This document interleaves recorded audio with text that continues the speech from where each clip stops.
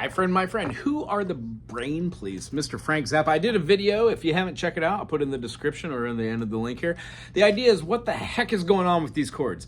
Mr. Frank Zappa was a master of the extended chord. He likes a lot of sus chords and a lot of six chords. And Mr. Frank Zappa used to play with the dissonances. So in answer to the question that was in the comment section, what the heck's going on? When we're playing that beginning, we're doing a power chord, meaning a 1-5-1 for a B, and we're going up a minor third to the D, and then we're going back to that B and going up a half step. So we get this.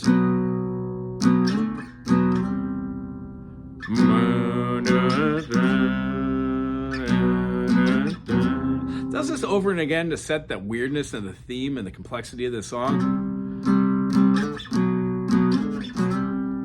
In the beginning of it, it starts off with a minor chord.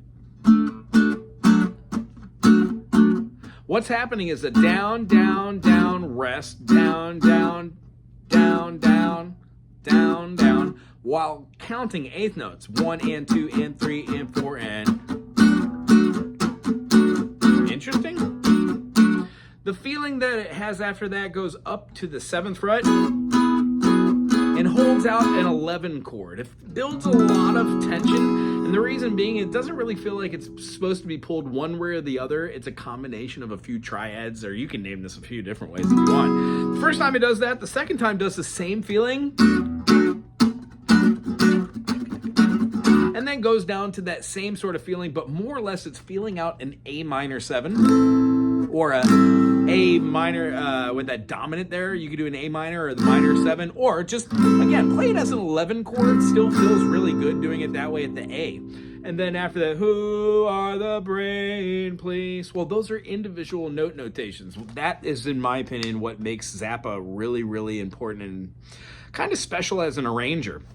There's lots of movements going on by a few different instruments on stage, generally the core four, with accents. Ruth and the xylophone and the marimba and woodblocks are doing, and xylophone are doing a, like an overtone to the guitar, what they're doing as far as their notation. So once you get the movement and the feeling of these fifth chords,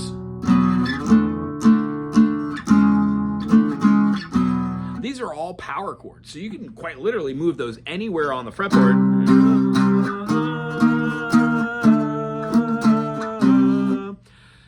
Again, the beauty of Zappa, everything can be played in different keys, because at a certain point, you're not really playing any open chords generally for any of these songs. There are always going to be some sort of chord and then a melody over the top where multiple instruments share that, and then split the time trying to fill out all of this information in a 30-minute video, or a 2-minute video is kind of a hard thing. But as far as Zappa goes, break down the song, look at it as being kind of atonal, not in any key. Remember, Zappa loved to write in the key of C and then modulate it for any other of the instruments, symphonically or in an ensemble.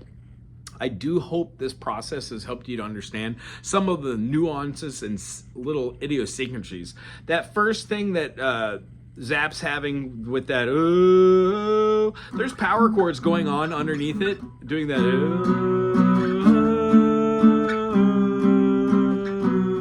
There's a distant note where they're trying to hit this F sharp and the D, and then move it up to the D and the A, and then down a half step. Well, the notes that are created on all these would be an F sharp diminished or a C diminished.